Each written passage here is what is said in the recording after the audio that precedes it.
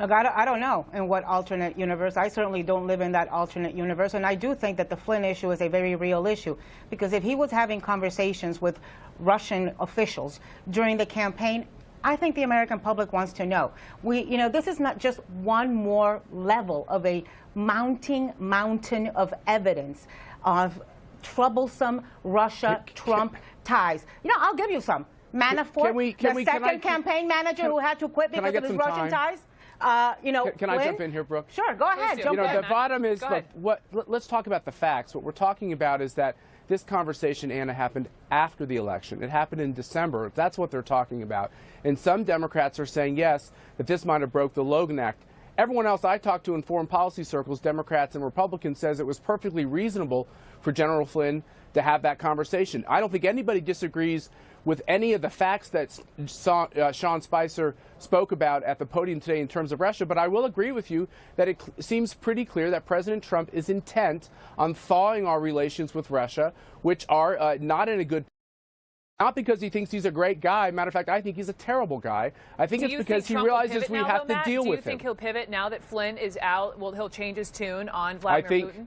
My view is that Donald Trump would like to start off with a warmer relationship with Russia and with Vladimir Putin, and over time, Vladimir Putin will prove himself to be, as he has proven to the previous two presidents, nothing but a thug.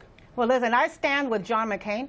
I think there is a mountain level of evidence here that should be troublesome to every single American, regardless of party.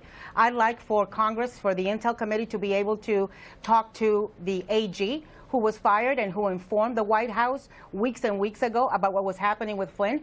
I would like to know why they thought he was blackmailable by the Russian people. Anna, I would like to know what those conversations are. They can do it today, though. Well, all they do is have to. So why don't they? Why hasn't Republican leadership known about this for so long? Congress already has come out. They've taken a very long time. Brooke, we have a president who has equated us more, given us a moral equivalency. Look, let's talk about the issue. No, don't tell me to stop. Listen, if you want to tell the people in your house to stop, that's perfectly. You're the one yelling at me. You're the one telling me to stop. I think you're a little. You're talking to the wrong girl, Matt. You're talking to the wrong girl. You can go say stop to somebody else. You can. You're not going to stop me, baby. Sure, go ahead. Let's talk about the facts. Congress has the ability to have those hearings at any time. There are already Republicans who have said, have you not listened to what Senator Johnson has said? Have you not listened to what Senator Blunt has said? They think there are very real issues. They agree that there are real issues that Congress needs to have hearings on. And I think that they're being responsible and asking for them. Great. Then you and I are in unison. We should have a select committee to investigate the Russia issues. Hey, happy Valentine's Day, guys. Happy Valentine's Day. Anna Navarro and Matt Schlapp, thank you both so much.